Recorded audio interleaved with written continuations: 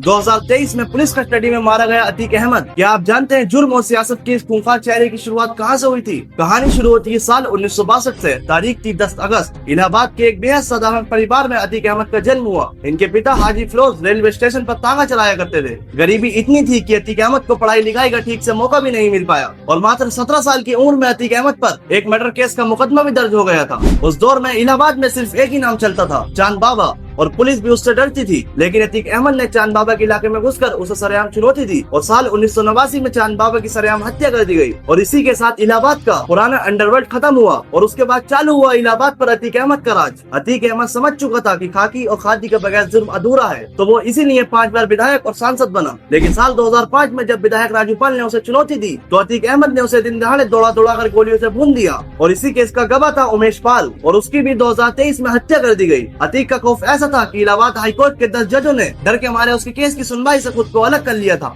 Railway की छोटी चोरियों से शुरू हुआ ये सफर जुर्म और सियासत के सबसे ऊंचे शिखर तक पहुंच गया। लेकिन कुदरत का कानून देखिए, जिस प्रयागराज में अतीक के नाम से लोग कांपते थे, उसी प्रयागराज में लाइव टीवी कैमरों के सामने अतीक अहमद का पूरा साम्राज्य मिट्टी में मिल गया। अब ये सही हुआ या गलत, इसका फैसला आप लोग कमेंट में करेंगे। आखिर अतीक अहमद के बेटों पर ऐसे कौन से आरोप लगे हैं जिसके कारण वो आज तक जेल में बंद हैं और उनकी पत्नी शाइस्ता परवीन पर पुलिस ने 50,000 का इनाम क्यों रखा है? आइए समझते हैं। सबसे पहले हम बात करते हैं अतीक के बेटे अली अहमद की। अली अहमद पर प्रॉपर्टी डीलर जिशान से 5 करोड़ की वसूली और जिशान अहमद को जान से मारने का आरोप लगा है और इसी आरोप के कारण अली अहमद आज झांसी की जेल में बंद है। अब सबसे बड़ा बेटा है उमर अहमद। इन पर लखनऊ के बड़े कारोबारी मोहित जायसवाल को किडनैप करने और देवरिया जेल में ले जाकर बेरहमी से पीटने का आरोप लगा है और इस समय ये लखनऊ की जेल में बंद है। तीसरा बेटा असद अहमद। इन पर 2023 में सरेआम वकील उमेश पाल की हत्या करने का मुकदमा दर्ज था और जिसके कारण ये 2023 में ही पुलिस इनकाउंटर में मारे गए। अब बात करते हैं एज़म और अबान अहमद की। इन पर फिलहाल उस समय कोई मुकदमा नहीं था क्योंकि उस समय ये दोनों नाबालिग थे। लेकिन अभी हाल ही में अबान अहमद की एक सड़क दुर्घटना में जान चली गई। उनका हम सभी को बेहद अफसोस है।